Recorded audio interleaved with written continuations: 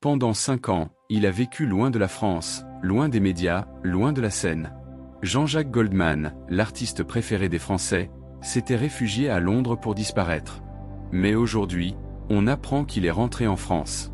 Pourquoi? Que s'est-il vraiment passé? Est-ce un retour définitif?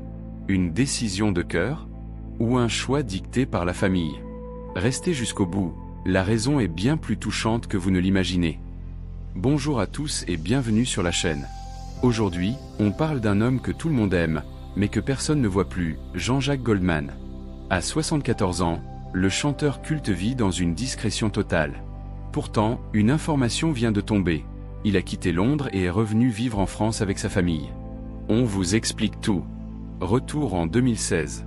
Jean-Jacques Goldman prend une décision radicale, quitter la France.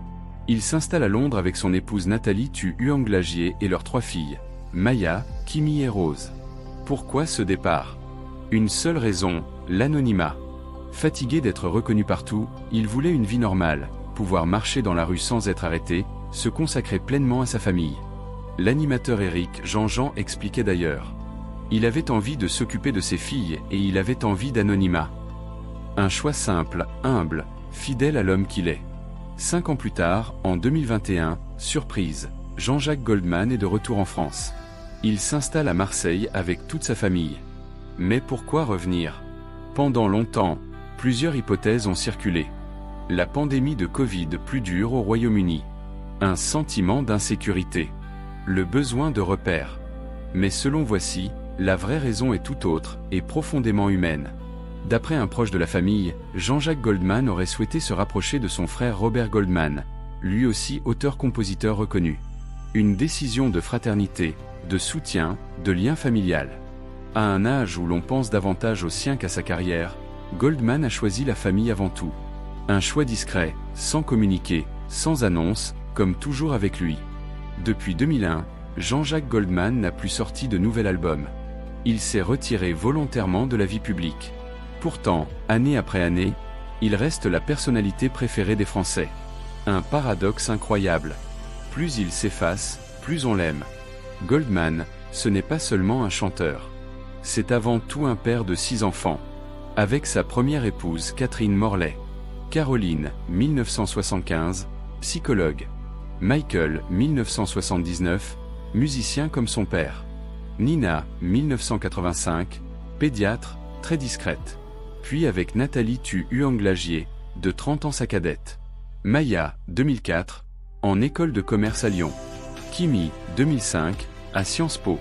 Rose, 2007, en première année de médecine. Une famille soudée, studieuse, loin des projecteurs.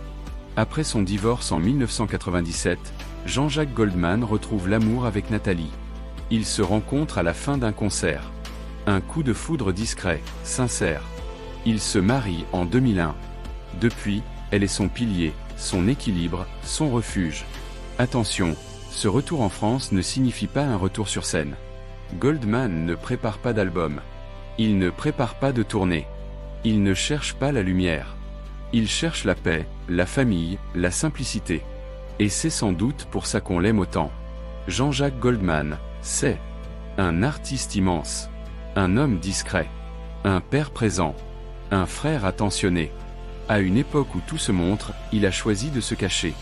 À une époque où tout se crie, il a choisi le silence. Et paradoxalement, ce silence parle très fort. Jean-Jacques Goldman est revenu en France. Pas pour la gloire, pas pour l'argent, mais pour les siens. Et ça, c'est peut-être sa plus belle chanson. Si tu admires Jean-Jacques Goldman, aimez cette vidéo, abonne-toi et dis-moi en commentaire.